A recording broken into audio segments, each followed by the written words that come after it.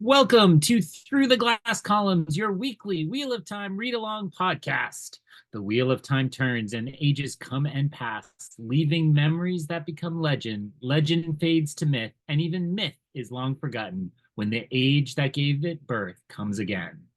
That is your host, Greg, who somehow still knows very little about the Wheel of Time, even though he usually pretends otherwise.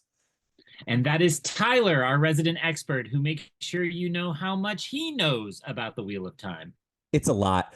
Join us each week as we continue our journey through Robert Jordan's great fantasy epic, exploring the books, the television show, ill-advised discussions of visual media on a non-visual podcast, and so much more. Although actually not, it's just that. Yes, all that and actually nothing else as we travel on, and I know what this means now, through the glass columns. Yeah, he really doesn't know all that much. No, you don't know that much.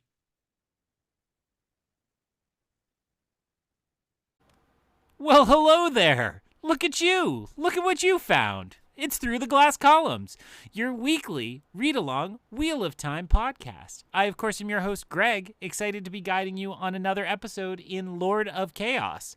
This week's episode is brought to you by Chapter 17, The Wheel of Life, and Chapter 18, A Taste of Solitude. And do you know what? Thanks to the generous donations of a huge number of charitable foundations, we have Tylor Orm back again this week. Tylor, is that the first time I've ever used your last name on the podcast? It very well might be. Don't care that you did. No one knows me well enough for that to matter. I do have to say, I think a couple of weeks ago, I accidentally left off the introduction of this podcast, and I'm not going to go back and change it, because that's how this podcast works. But I might do that again this week, just so your "oh, hello" is the first thing that comes into people's ears. That was wonderful. I thought that we had two very different chapters this week, where even though they are both kind of around the same characters and plot lines and maybe even themes, I felt much more engaged by one of them and less by the other. And if you've only read one chapter and you're like me, things are looking up for you in the next one. What were your thoughts on what we had this week? Is this the typical mid-book slowdown that we're used to, or is Robert Jordan still kind of breaking that combo the way he has been early in this book? I'm going to go mid-book slowdown. I found there were a lot of names thrown around in these that I kept looking up and making sure I was clear on who we were talking to. I want to be very clear. When you say looking up, how are you looking them up? Like flipping back through my notebooks, whatever's the minimum effort. Excellent. So the thing I want to say, I need to be very clear about this.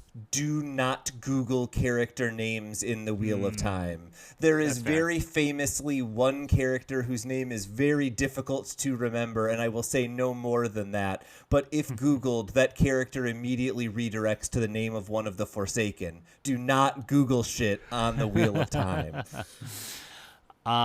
Well, and so I think I'm looking for this week's episode to help me recognize what it is I need to be caring about here, because it felt a lot more, keeping it broad across both chapters, but like Rand's got a lot on his plate. And here's all the things on Rand's plate.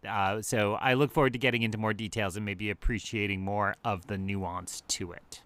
I don't know how much nuance I can bring, but I can definitely bring detail. Let's dive into Chapter 17, The Wheel of the Life, or as I call it, the first time in a while that my summary is less than half a page, which might mean that I just didn't like this chapter all that much.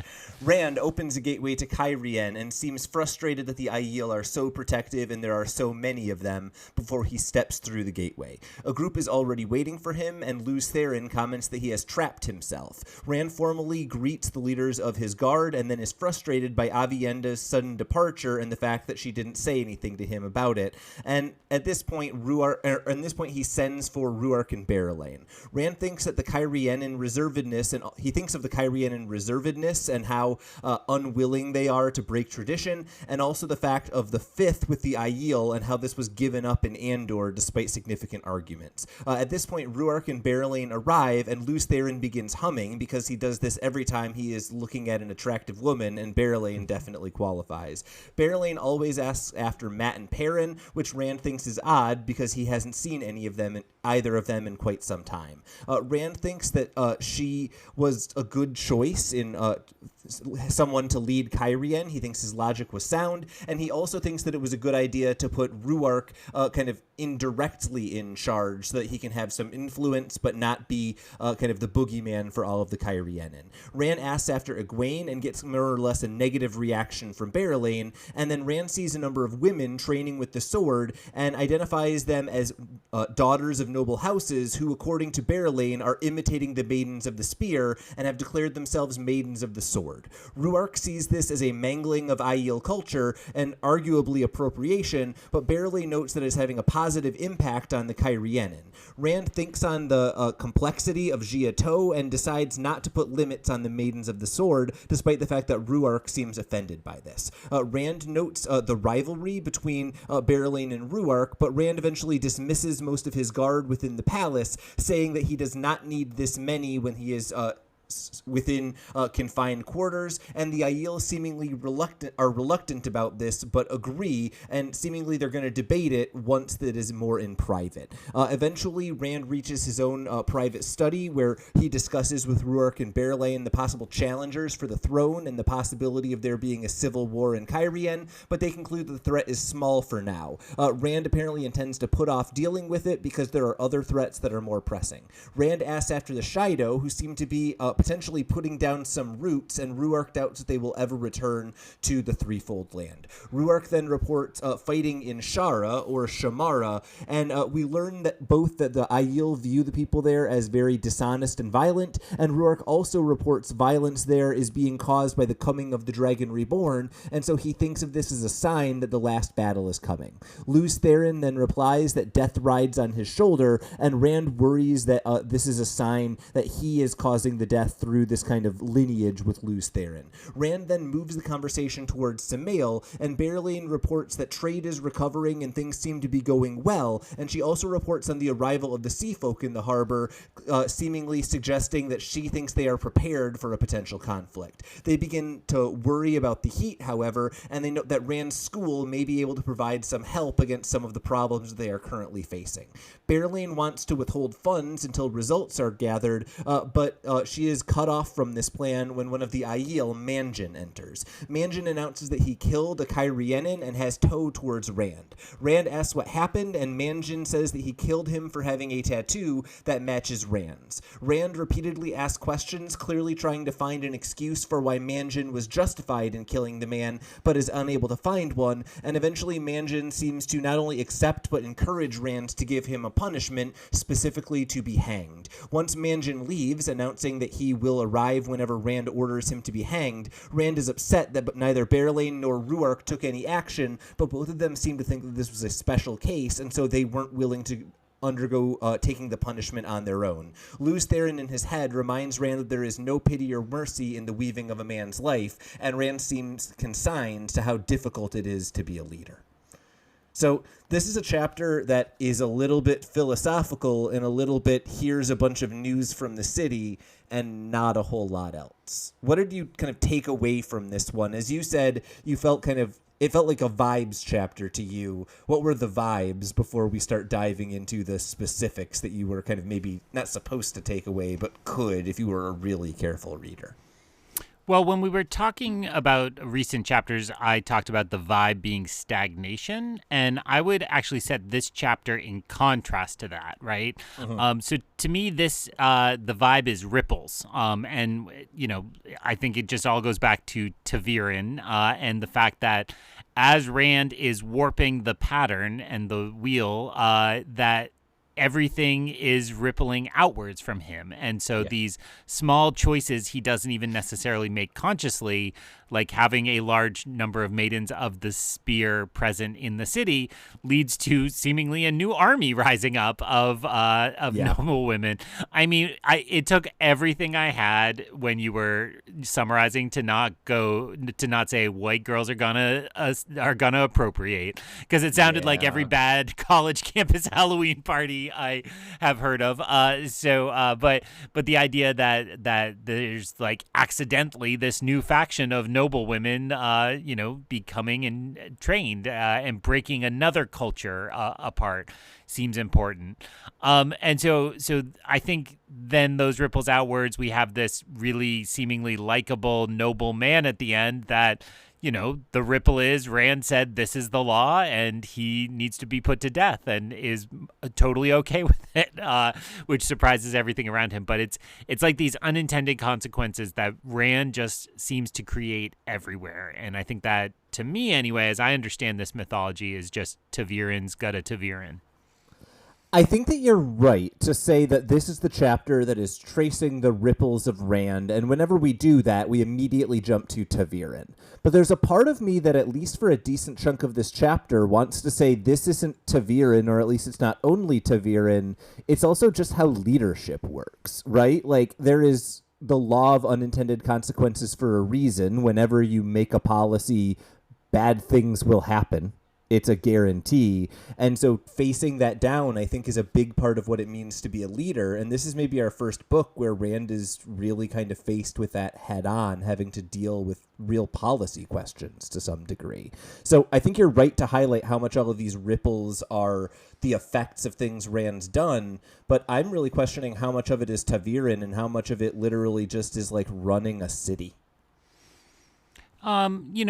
Speaking as a veteran of SimCity 2000, running a city is far more difficult than you think. You just get those Argos built, and all of a sudden, here comes the firestorm, right? I was going to say, Godzillas are a real problem that you just do not have enough insurance for.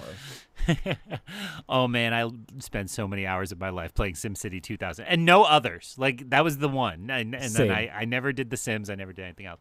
Yeah, I take that point. I feel like it's on our bingo card to quote Hamilton and say winning is easy, leading is harder.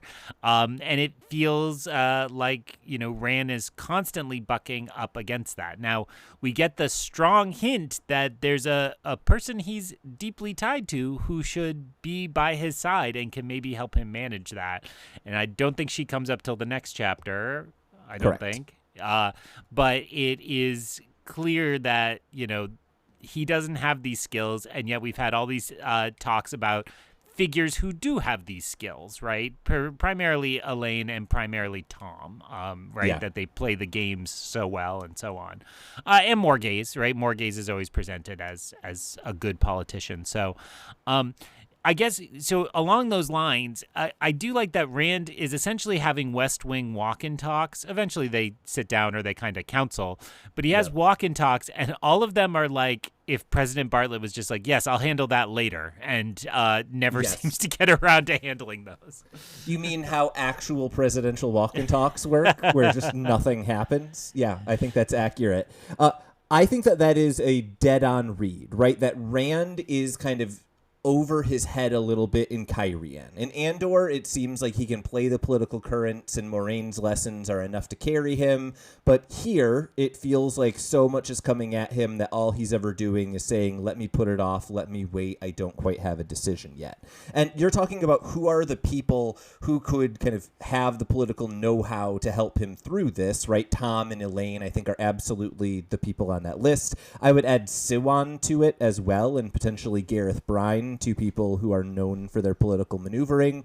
But there are also two others who we don't necessarily think of as having that label, but they kind of are in Rand's head. Number one is Moraine, and her advice is carrying him pretty far in this chapter. And number two, oddly enough, is Luz Theron, who is more active in this chapter than I think we would expect, given that the last time we talked about him, we said he tends to show up around male channelers or the Forsaken, and I don't think any of them are in this chapter. But he kind of is giving a lot more kind of sardonic, almost like like Statler and Waldorf up in the up in the wings making jokes kind of thing. That's what Lews Therin feels like in this chapter to me. And there's a part of me that's wondering, both is Rand missing the wisdom in Lews Therin, and also wondering how much should Rand be listening to the wisdom of the voice in his head. Well, and to build on that, it does sometimes feel like Lews continues to be dismissive of Rand, right? Like, everything special about him, it comes from Lews Therin in that perspective, right? So it just seems like he's so unimpressed, unless it's a pretty lady walking by, that he just kind of doesn't care what Rand does because he thinks it's all pointless. I think we probably should actually talk about the pretty woman walking down this street that you'd like to meet. It's Berelain. You made a song reference. Oh, my God. Clock it. Episode 753. Is that what we're at? I've actually made dozens of song references. They've just all been hip-hop, so you haven't gotten any of them. Oh, man. All right. Thank you for that, though. I do appreciate that you recognize the music. Just all momentum gone. Okay, all continue. of it killed.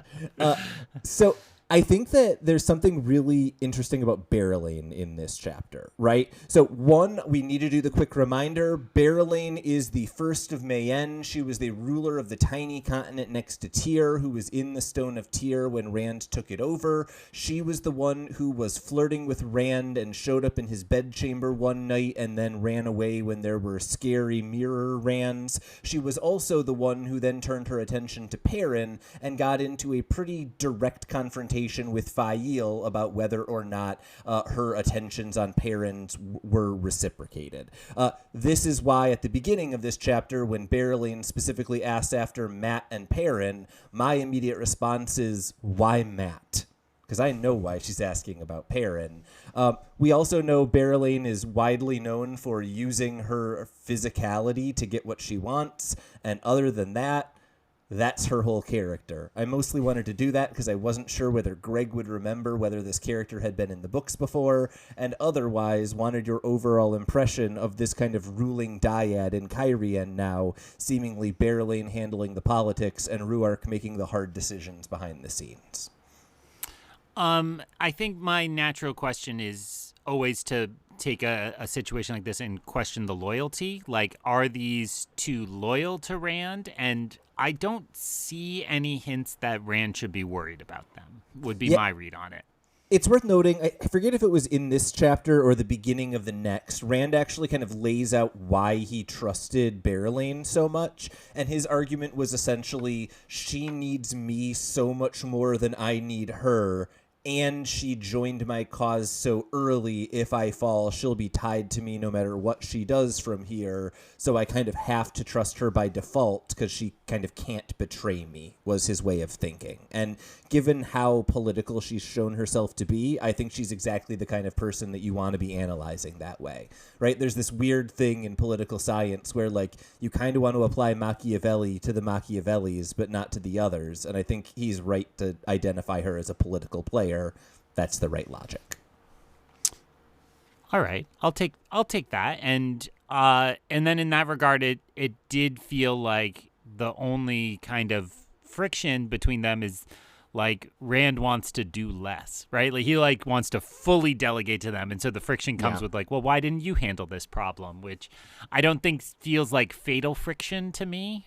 Now that's a weird image in my head, but it does feel like it's an annoyance, and when you have a mentally unstable person who gets annoyed at you, that often leads to bad outcomes. I can't decide if Fatal Friction is the porn knockoff of an 80s slasher film or if you have the title for our new retro slasher. Either way, I think it works. I actually think the one place where we do see a really interesting kind of contrast to what you're describing, because I think your read is exactly right, that this seems to be a ruling group that works, and the only problem that Rand has is that they're deferring to him almost too much. The one exception to that is when they butt heads about the Maidens of the Sword. And this was the one place in this chapter where I kind of found myself agreeing with both sides and finding I was really hoping for Rand to do the, like, find something to satisfy both groups, like, find the middle ground thing that we've seen him do before. And this felt like the first time he was charged with a complex problem and he just picked a simple answer, right? He just said, Cairhien, you're right, we're doing what you said. And that is both troubling potentially for his relationship with the Aiel, if that's how he's approaching their concerns, but also is maybe the first time that I felt Rand almost like too fed up with leadership to do the leading and kind of picking an easy option instead of digging in and figuring out what he could do to make it better. And is that then good leadership, or is that like, right? There's a way in which sometimes good leadership just means decisive leadership, and right. I know that rings hollow for some of us in the modern day. But sometimes the dithering and the compromising or the working to find a compromise is much worse in the long run than simply picking a direction and moving in that direction. So no, that's fair. Is this a sign of competency for Rand, or is it just, a sign that he's a little detached? Again, in the theme of there's too much on Rand's plate, it's like he's clearly running two kingdoms right now and doesn't necessarily want to be running either because he wants to be thinking about his military campaign, but it's all kind of jumbled together. Yeah, I was going to say kind of 3, but I guess he's delegated Tyr enough that he's not really in charge of it. Kind of 4 if we count the Aiel as a nation. Yeah. All that is to say, I think you're right to highlight that Rand is doing a really good job of being decisive. And I think before we've talked about Rand thinking of himself as wanting to be hard, and that kind of like, I don't need to worry about the individuals, I need to make decisions for the greater good kind of thing. It feels like he's doing better at that. But we've also identified before that is something that he has a tendency to maybe take too far. And so it's curious to see whether this will be an example of that philosophy biting him or whether this is actually just a good decision. It's good to make it quick rather than dithering. The last piece of this chapter is this Aiel Manjin, who kind of shows a really interesting overlap between two different cultures, right? Where it seems like one culture is used to, I will run if I have committed a crime, but like I will not do it unless there is no other excuse, as opposed to the Aiel, who seem to be like, you know what, if there's a crime that's worth committing, just do it and then suffer the punishment. And it feels like Rand and Cairhien are not prepared for how to deal with someone who enthusiastically says, yep, I did it. Yeah, and it really just comes down to, I thought the way it was expressed came down to like, whoa, there's somebody with honor here? That's crazy. Like, yeah. And we know that the Jateau is, that's the right one, right? Yeah. Yeah, is like an extreme form of honor. Like, what comes to mind is like the Japanese soldiers still fighting in the 60s because they never heard about World War II ending or something like that, right? Yeah. It's like an extreme honor code, but it is kind of noble and admirable in many ways. So, the fact that this guy's like, yeah, I did wrong and I'll show up whenever you tell me to be hanged, don't worry about it, is jarring but really fun. Yeah, I mean, the thing that immediately jumped into my mind, and no one knows when we are recording this, is that the person who attacked Salman Rushdie was just sentenced to 25 years. And his response was basically like, cool, I did what Allah told me to. Like, there's a fatwa on him. And that felt immediately relevant to this. The idea that, like, yeah, I did the thing because it was the right thing to do. And now you're going to punish me for it. Good. That's how the system is supposed to work, is almost the Aiel response. And it's really interesting to think how much of this is Manjin and how much of it is that any Aiel would act this way. And if that's the case, it almost makes you start to like question laws and rules and how they interact with the Jateau. Man, I was so excited when you said, who knows when we record this, for a Thunderbolts reference, but it's like real world. Like, boring, snooze fest. This is a show of pop culture references. Go on. I mean, the man created some really incredible pop culture that we are not referencing at all. No. Well, and I just want to note then, it was in your summary, but I think you just skipped over in the chapter, if you're done talking about Manjin. Yeah, please do. Just the moment about the culture on the other side of the threefold land being at war was interesting to me. And I think this is now the third or fourth kind of tease we've gotten about what might or might not be happening over there. And so it's starting to feel to me like we're going to go there in a couple books or so, that we're going to hear about this long enough. Now, you've expressed before that I should think of this as kind of roughly Europe, which, the threefold land feels like it is kind of being positioned as all of the Middle East, right? It's arid, it's sandy. Yeah. And then now we have this culture on the other side that is known for silks, clearly an analog for the Gorman people. I mean, the Chinese people, where the Silk Road and the trade across. So it felt like we got a little larger piece of what's going on over there that didn't feel like I needed to know this for this book, but that in 3 books you'll be like, do you remember? And I'll be like, definitely I do not. So it felt like worthwhile to mention. I do like that analysis. The only thing that I do want to say is that Shara, I think that Asia is a good analog. I think that almost like India, Africa, like Western Asia more than Eastern Asia is almost the analog. There's elephants, there's like it's much more, I think like Pakistan might be the ideal place in the world for kind of where Shara lines up with in terms of how we're positioning it.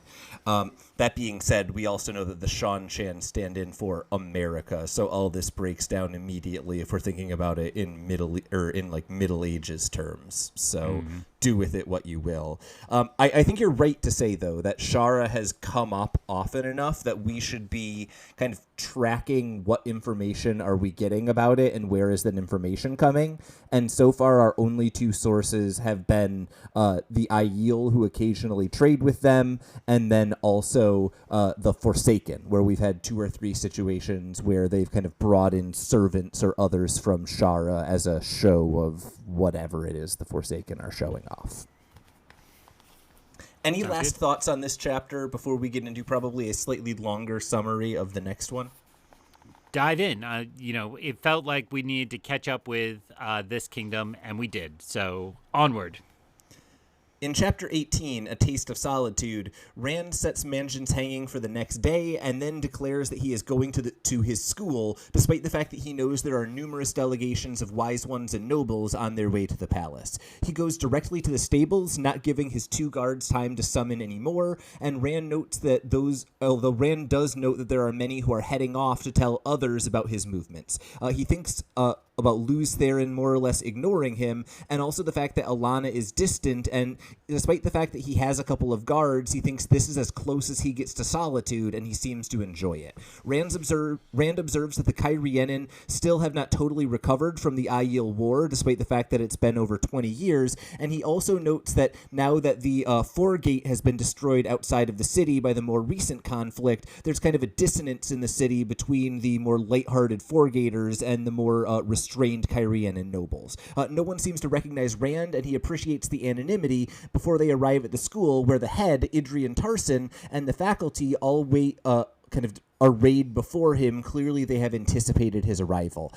He thinks that his goal is to collect knowledge and to prevent another loss like the last breaking of the world, and Luz Theron tells him that it's worthless to try to hope for anything like that. Rand then asks about Idrian's spies, knowing that there must be some since they are waiting for him, but instead he is ushered inside to a demonstration of the many contraptions that have been created by those at the school. A great many of the inventions are automations for farming or road paving, but there is also a sketch from Kitten Tover for a telescope to see into space, for which Rand awards a prize. Some of the individuals are trying to build planes, and one of them is clearly working on steam power, but eventually Rand asks after Herod fell, but he apparently never comes down from his tower. Rand eventually kind of gets away from the crowd and goes up to the top of the tower and meets with Herod fell. Rand notes as Rand walks in, he notes the attraction between his 2 Aiel guards, and he makes a joke about it, and they seem surprised as he enters the room.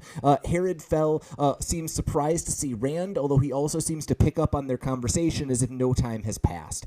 Rand asks Herod Fell what he knows of warders in the bond, and Rand specifically asks if it can be broken, but Herod Fell says he doesn't think so. Rand then asks a question, he references a question from the last time they met, and Herod Fell begins talking about the last battle, and how that name is inaccurate because with the cycle of time, the last battle must happen again. And he then points out that the bore must be completely sealed at some point because the world forgets about the Dark One before he is unsealed again in the previous age. Rand seems somewhat confused by this, and then Fell adds another wrinkle when he points out that if the Dark One wins even once, it would potentially end the cycle forever, and so this causes questions about how this cycle works and how it potentially started.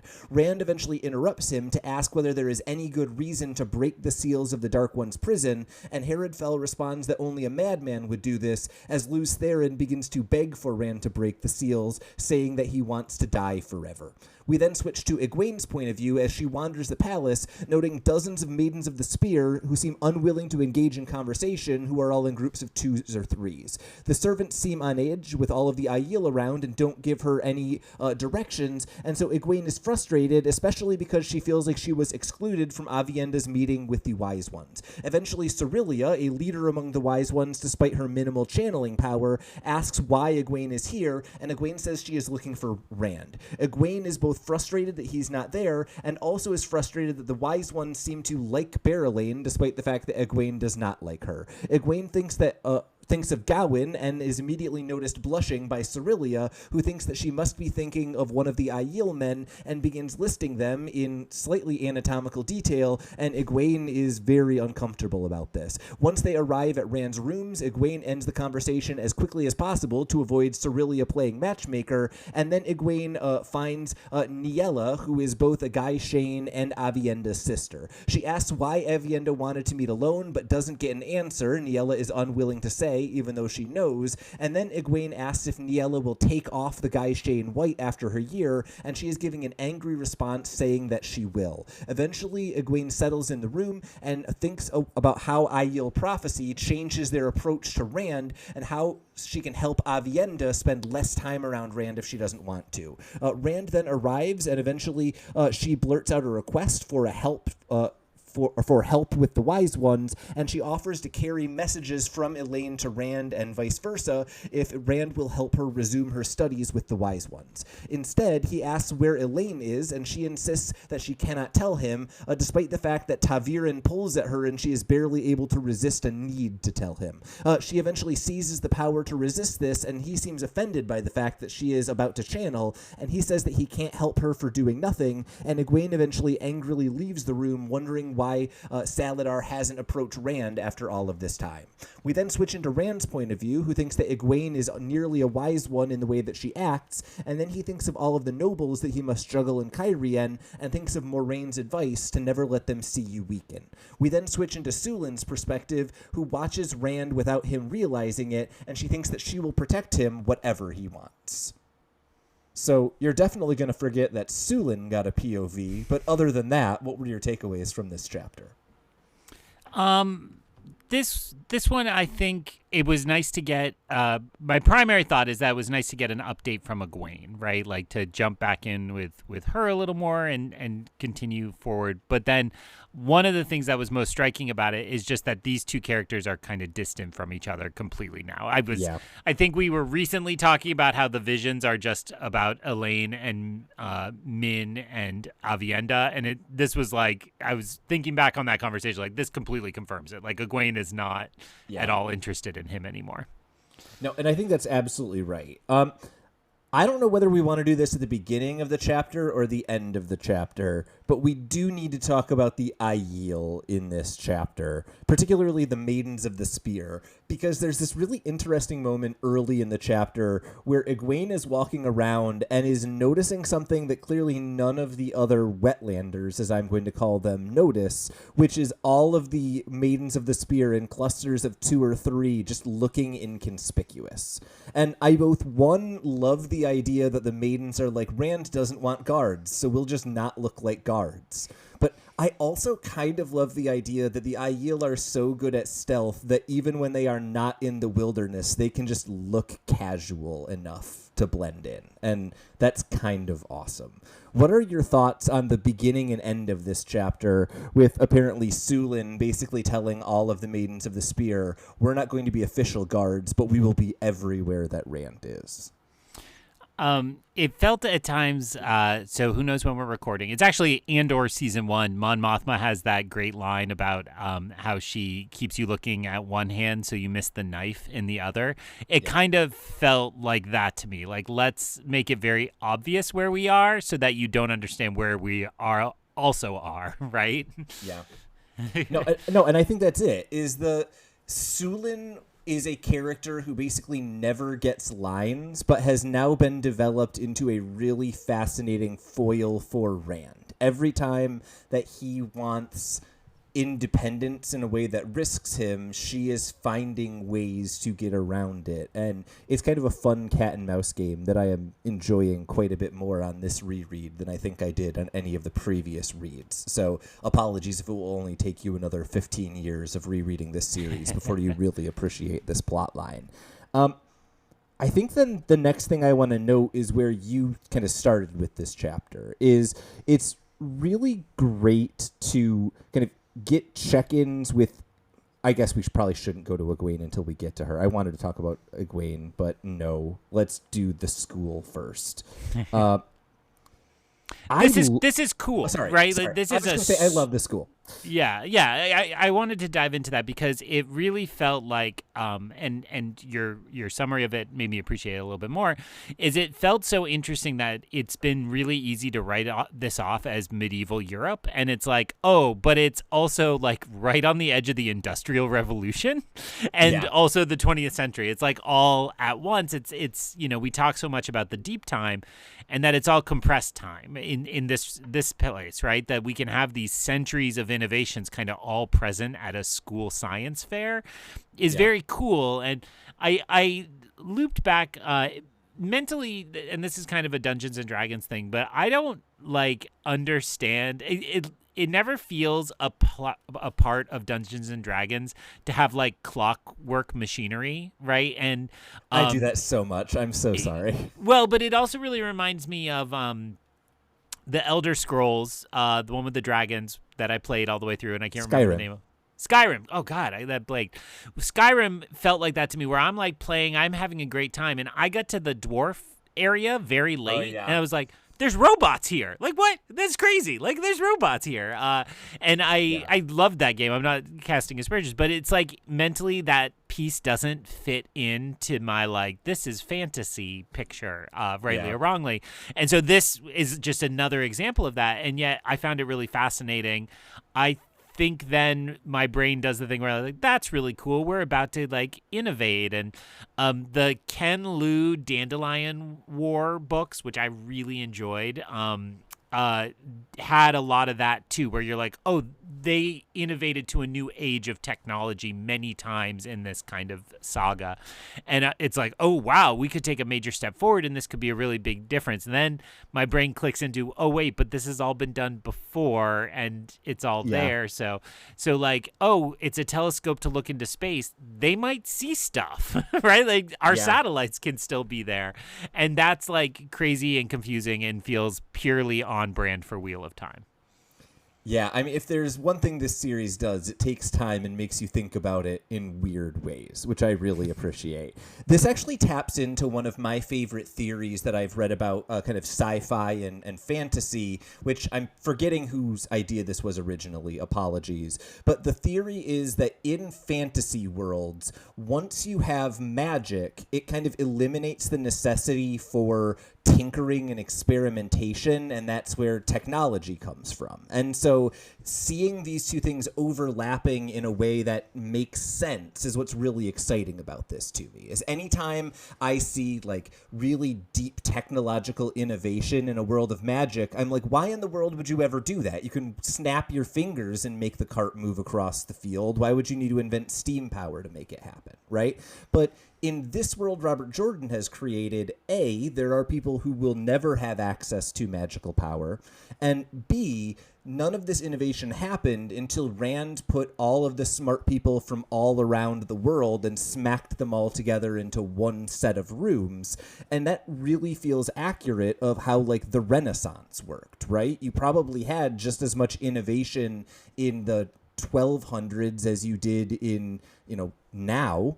It's just it all died out 2 generations later when the farm that had the really fancy rake didn't pass on the rake knowledge to someone. And this idea that all it takes is a accumulation of people in one place to create great works, I think is remarkably accurate for 5 pages in a fantasy novel.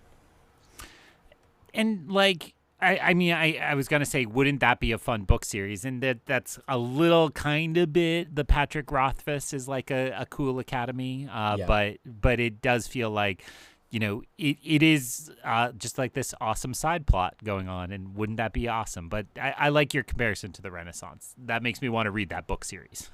So given that we now have a building just full of crazy contraptions, what mechanical something do you expect to show up 8 books from now and change the world in the last book of this series? Because I need more Wild Greg predictions is really what I'm fishing for here.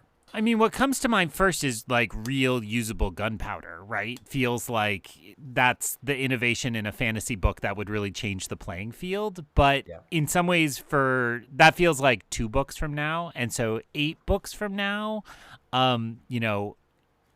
it doesn't feel like it would be transportation because we've had so many solutions to that. We don't need an airplane in so many ways because we have all these magic solutions to it. Same with like telecommunications because we have all these ways to chat with each other and sense what the other is doing. And both of those could be improved.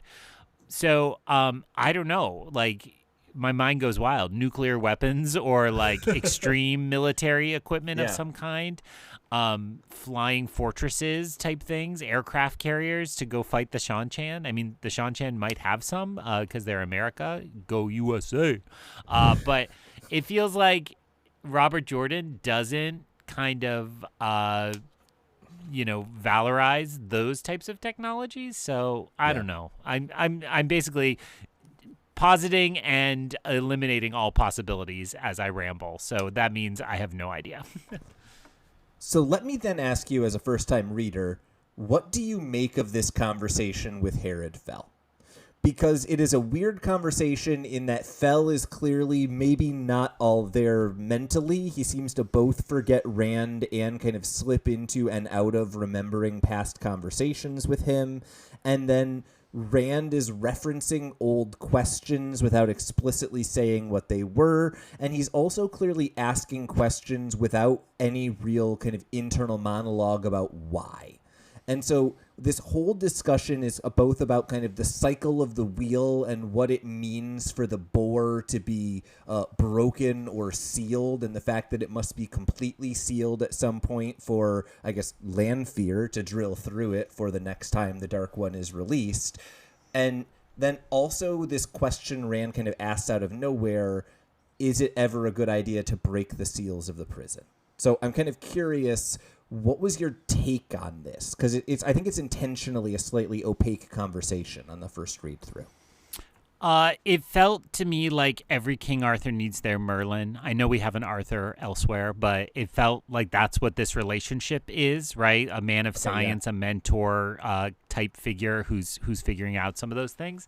And especially where everything is kind of more magic related that gets asked about, that felt more like that, right? Like it's like a wizard that you go talk to, maybe of Oz or some such. So I liked, my favorite moment in the chapter was Luz Theron being like, break it.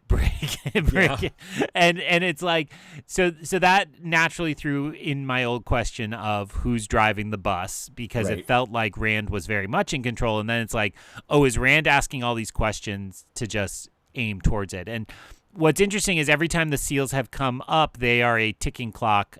My family and I have been, who knows when we're recording, but my family and I have been watching a lot of Mission Impossible movies lately.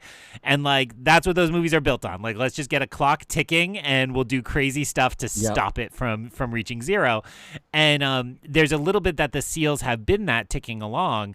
And all of Rand's questions are like, how do we break the clock, not to stop it, but to get to zero faster? And that's an interesting place because heroes are usually so reluctant to get to their final showdown.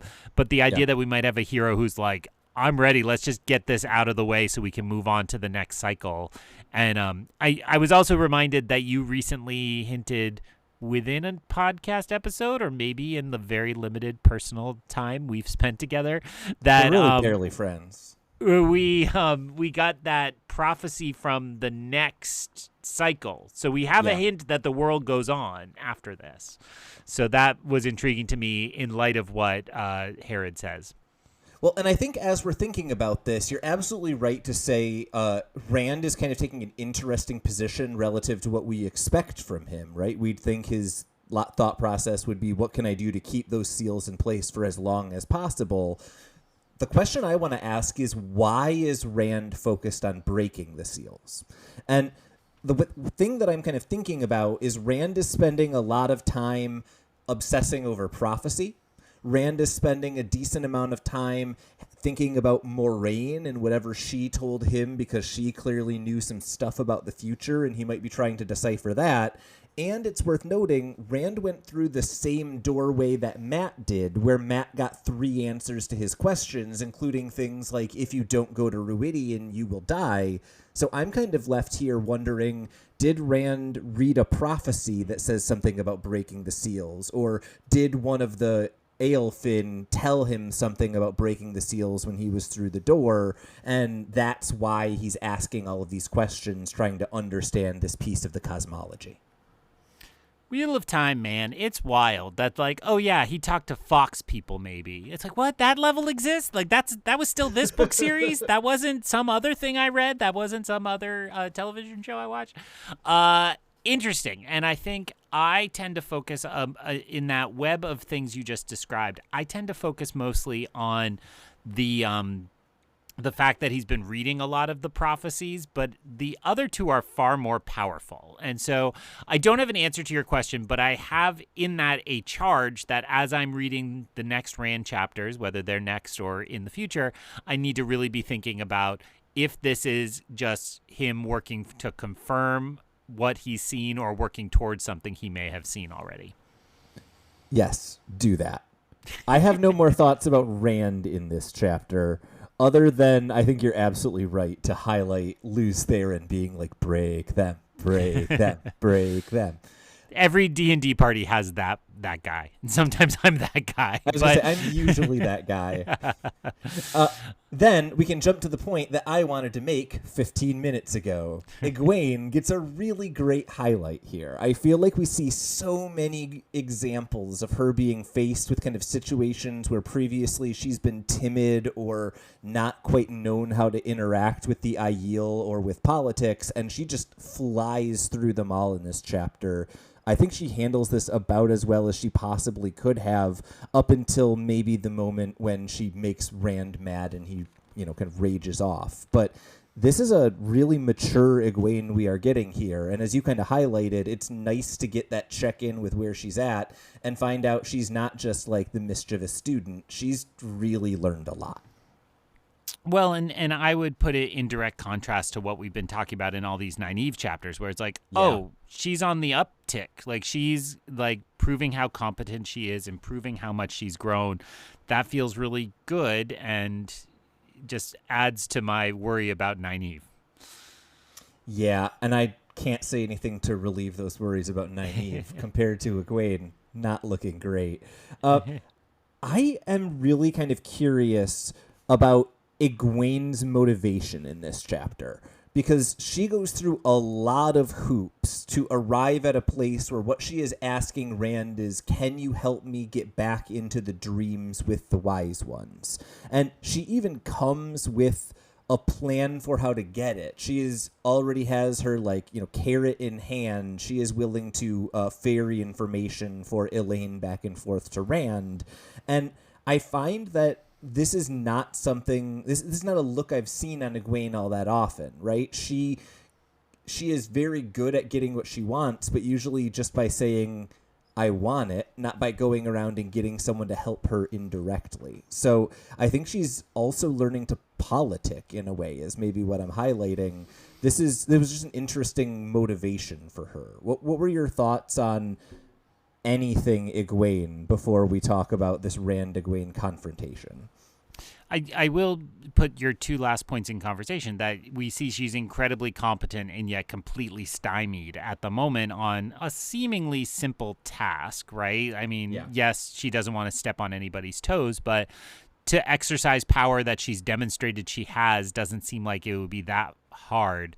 I guess that makes me wonder what is the skill set she's missing, and it feels like it's duplicity. And while that hasn't been absent from her plot lines, it's certainly not a strength. We have a lot of duplicitous people in our web of characters, and she tends to not be, right? She's kind of, I wouldn't say by the book, but she's, what'd you use a moment ago? Dutiful student, or something like that, yeah. Something along those lines, and that feels like it continues to be.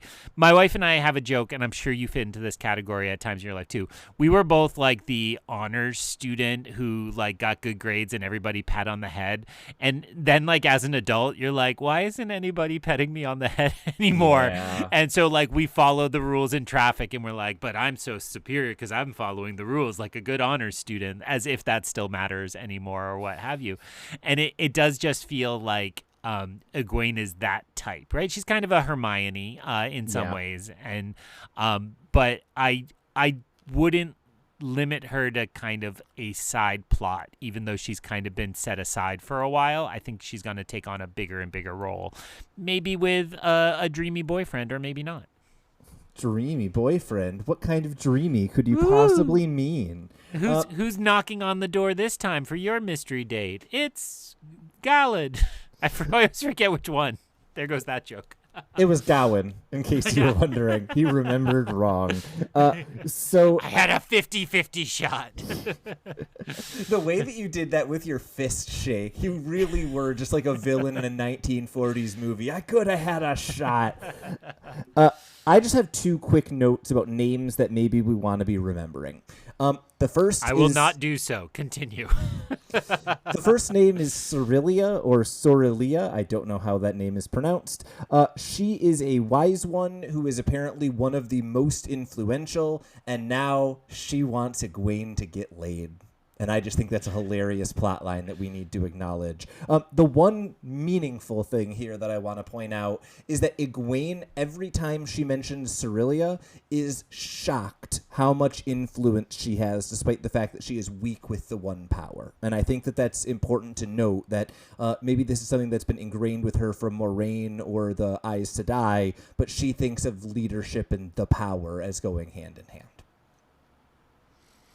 Helpful to know that those are names I should remember. I will just confess those just fell into the general crowd of Aiel that I'm still struggling with. Absolutely valid. The other name that honestly we probably don't need to remember is Niella. This is Avienda's sister, and I just really liked the moment of Egwene kind of trying to figure out the culture and kind of say, are you going to give up the guy Shane White, kind of trying to figure out, are you the same as this other person who I met in the previous chapter who wasn't, and getting this kind of angry response of, how dare you ask me that. I feel like that was a really accurate portrayal of that interaction, where you both feel for Egwene and for the person who's being pestered about a question that shouldn't need to be asked. And I think that Robert Jordan has kind of hit that right note of, you kind of feel embarrassed for both of them, and that's how a lot of intercultural interactions work, unfortunately. Seen it many times in every meeting. Yeah, go on. So then we get Rand and Egwene kind of confrontation is the word I want to use for it, and it seems like Egwene shows up saying, I have an offer for you to do exactly what I want if you give me what I want. And then she seems very offended when Rand says, why don't you just tell me something I know you know? And once again, I can see both sides of this debate and kind of see where both of them are coming from. But there is something really interesting for me about how mature Egwene is in the way she approaches this entire chapter, and how angry she is when she doesn't get her way right away. Sounds like an 18-year-old, right? That's really all the analysis we need, yeah. Yeah, just they know the right moves. They know what they should say. Boy, does that sound like an extension request I get. And when I have to turn them down, it's, how dare you? I'm telling my mommy. I love think my it's students. You have to keep saying that. I'm no longer a professor. We don't love all of our students. I think it's worth noting that the main plot in the Salidar chapters has been how slow things has been going. Stagnation, I think, is the word that you used. Even Egwene is noticing it. The last couple words of this chapter are basically, why in the world hasn't Salidar reached out to Rand? And I think that the fact that everyone is aware of that is really telling of just how slow that group is moving. Especially as you noted at the beginning of the day, Rand is being faced with 800 problems at once. They're not solving their one problem. We then switch back into Rand's perspective, and he's listening to Moraine's advice. And then we switch into Sulin's perspective, and you're going to forget that she had a POV. I think that's all we've got there. Any last thoughts on the kind of end material of this chapter? You know, when I got on mic, I might have given these chapters a C. You've talked me into there being a little more meat there, so I might bump that up. C+, B-, maybe B-, just so I don't get the angry email within that. But, I think there is a lot here, while I still feel like we're just playing the preview, what we need to know, set up things before we get into the action. Will the action come next week? I don't know. We have a triple chance at it because we're going to be reading 3 chapters next week. This is your alert, dear listeners. 3 chapters in next week's episode. That would be Chapter 17, The Wheel of Life. Chapter 18. Whoops. That's what we read this week. We will be reading Chapter 19, Matters of Toe, Chapter 20, From the Steading, and Chapter 21, To Shadar Lagoth. And normally I let Greg do the outro without me saying anything, but I mostly jumped in so I could note, Mr. Cass, I am on a basketball scholarship, and I really need a B. Could you possibly bump me up? No, because it's Dr. Cass. Through the Glass Columns. So ends another episode of Through the Glass Columns. We thank you for joining us and continuing with us on our quest to cover all of the Wheel of Time in our own sweet time.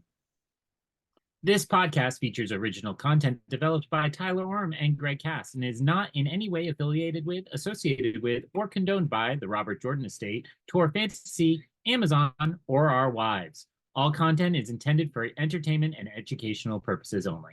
If you're enjoying this podcast, please seek out the books from your local bookshop or library and join us as we continue our journey. If you'd like to contact us to share your thoughts or give feedback, find us on Instagram or Threads by searching Through the Glass Columns.